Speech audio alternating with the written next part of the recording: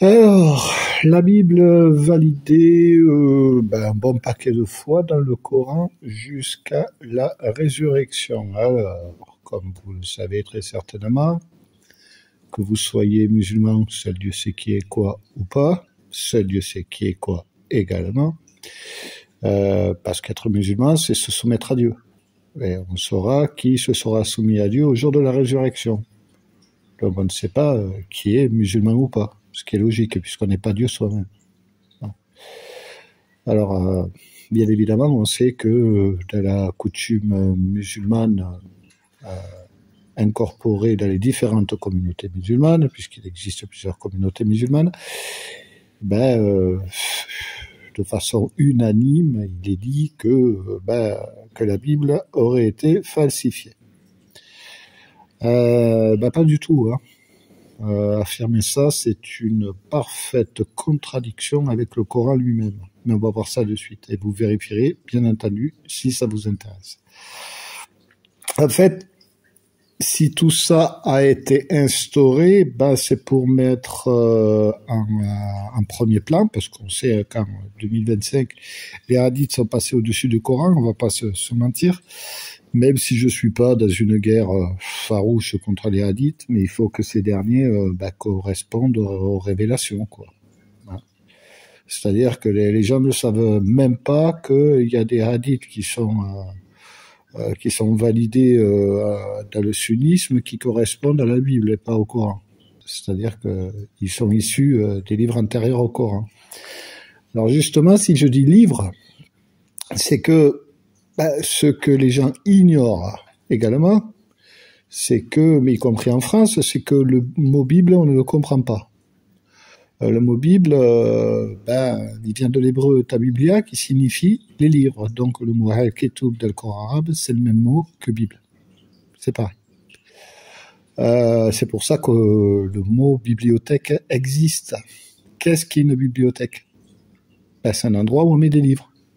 Voilà. Un mystère de résolu. Enfin, mystère pour une partie des gens, mais qui n'était pas un mystère pour beaucoup d'autres, puisque énormément de gens disent que, comme le Coran ne parle pas du mot Bible, forcément, la Bible est fausse. Et c'est faux, puisque c'est l'équivalent, comme je viens de le dire, du mot al-Ketub. Donc, quand le Coran nous dit de consulter des livres antérieurs, il faut les consulter. Alors, évidemment, vous allez me dire, oui, mais s'ils ont été falsifiés, non. Ils ont opinion sur rue, non seulement dans le Coran, dans le contexte de la révélation au moment précis de sa révélation, mais également dans le temps. On va voir ça immédiatement, on va pas traîner. Alors, je ne vais pas vous citer les passages, puisque ça prendrait beaucoup de temps, parce que en fait, j'ai fait un regroupement des versets qui sont en relation les uns avec les autres, qui attestent effectivement que les livres antérieurs sont validés jusqu'au jour de la résurrection, comme je l'ai dit. Alors vous allez me dire évidemment, oui, mais le Coran parle de Al-Ketub, les livres. Oui, mais la Bible, c'est quoi? C'est une compilation. Donc, on dit un livre. Mais c'est un livre qui contient plusieurs autres livres. Voilà, c'est une histoire uniquement de compilation, en fait. Voilà. Donc, en fait, on devrait dire plus précisément les livres. Okay. D'ailleurs, dans le judaïsme, on dit Bible, hein, comme dans la chrétienté. Donc, c'est parce que ça veut dire les livres, tout simplement. Donc, on va aller directement au fond du panier. C'est ça qui nous intéresse, puisqu'on va consulter le Coran lui-même, qui valide donc les révélations antérieures au Coran jusqu'à la résurrection. Allez, c'est parti. Donc, alors je vais faire un chiffrage. Je vais pas dire par le nom des sourates en arabe, parce que sinon les Français vont pas comprendre, et vice-versa. Voilà. Bon. L'idéal, ça reste quand même le chiffre. Par exemple, la sourate 2, c'est la sourate Al-Baqarah, okay, la sourate la vache, qui fait référence à la vache rousse, pardon, de la Torah. Torah qu'on ne comprend ni dans le Coran arabe, ni en français, ça veut dire la loi. C'est d'origine hébraïque comme mot. Donc à chaque fois qu'on dit Torah, on doit dire la loi. Allez, sourate 2, verset 127 au verset 131, et verset 136 au verset 141, et verset 151. Sourate 3, verset 79 au verset 89. Sourate 4, verset 136 au verset 140, et verset 163 au verset 165, et verset 46 à 47. Sourate 5, verset 43 au verset 48, et verset 68 au verset 69. Sourate 6, verset 123 au verset 135, et verset 154 au verset 159. Sourate 7, verset 1 à 9, et verset 35 au verset 53, et verset 142 au verset 147, et verset 159 au verset 170. Sourate 11, verset 17 au verset 24. Sourate 16, verset 35 à 36. Sourate 17, verset 77. Sourate 28, verset 43 au verset 53. Sourate 33, verset 62 au verset 69. Sourate 37, verset 114 au verset 129, et verset 1 à 37. Sourate 39, verset 67 au verset 75.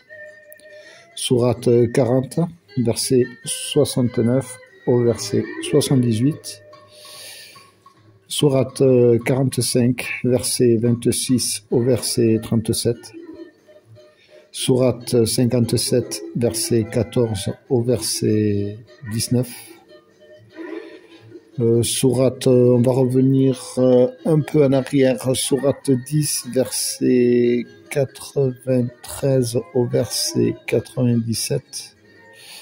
Sourate 11, verset 14 au verset 18, et verset 112 au verset 123.